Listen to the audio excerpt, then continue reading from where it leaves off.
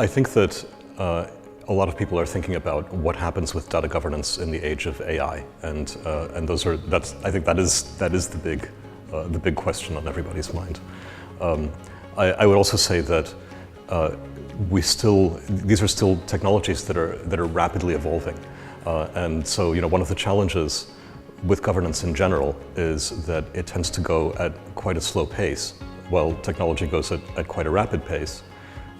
And yet at the same time, there's an increasing desire to sort of put in governance quickly. When I think about successes in governance, big successes in the 20th century, for instance, they are around automotive and airline safety.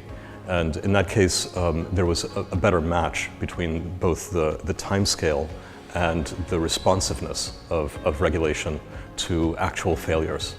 And unfortunately, one of the things that I see happening now is that it's both quite slow and also is trying to be anticipatory about technologies that we don't necessarily fully understand where they're going to go.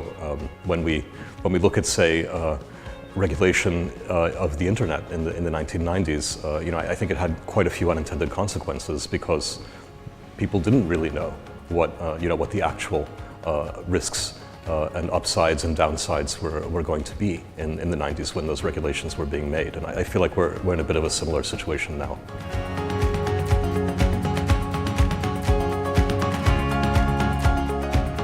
Federated learning in its own right is really a way of isolating the learning process from data sharing. And I think that's an even more powerful idea in the era of big models. That may be a bit surprising to hear because used in its obvious form, it's difficult to scale the sort of classic federated learning algorithms up to these very large models. However, one of the things that we have discovered in the last few years is that large models are also fast learners. So there's a sense in which learning is also learning to learn. And these big models can be very rapidly fine-tuned or very rapidly adapted to new data because of the scaffolding that they have from their pre-training. So I see a lot of possibilities in using federated learning and related techniques for not only fine-tuning, but even for prompting or for one-shot or zero-shot learning after pre-training. This also starts to shade into other forms of privacy that I think are harder to express in pure math. So when we think about differential privacy, for instance, that's a very mathematical and security-oriented idea about what privacy is. The reality about privacy is that it's actually very psychological and very subjective. When we think about what we consider to be a violation and not, it's really a judgment call, and we entrust our friends with certain things in selective ways. We do that using theory of mind, and large models have those capacities.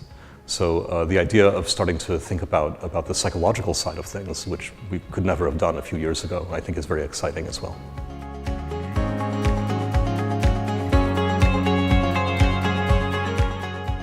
I certainly hope that federated learning has a big future in machine learning and in privacy generally. Should it be subject to more regulations? I guess I would. My biggest hope has always been that regulation would be aware of federated learning, and ideally, regulation and governance encourages innovation and doesn't foreclose it. So for it to be aware of those technologies is essential in order to guarantee those outcomes.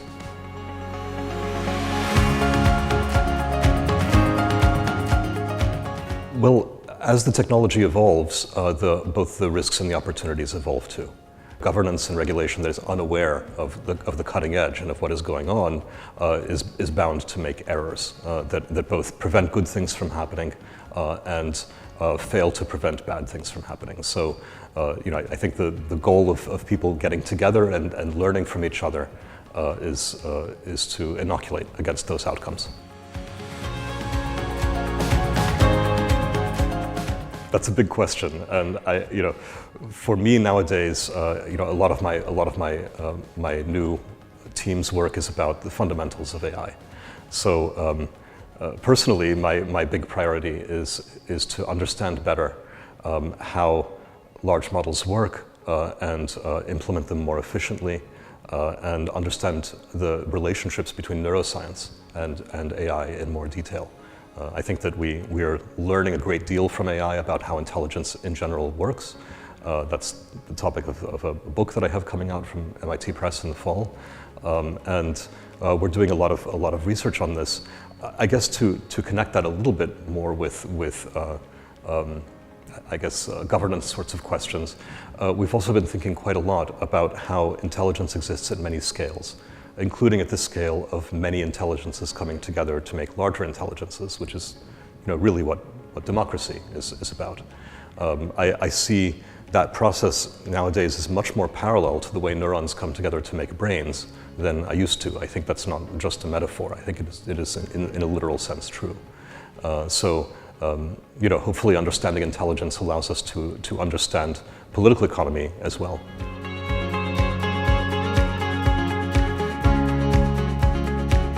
I'm asked sometimes what the big risks are that we face. And some of them everybody knows, AI models can turbocharge a lot of human intellectual activity. That includes hacking and disinformation and so on. We face real security risks in our systems that are going to be tested in ways that they haven't been before. But I also see a desire to hold the big companies to account, and that's a reasonable ambition. But sometimes that takes the form of identifying the AIs with the companies and holding the AI models to account, as if they are the companies.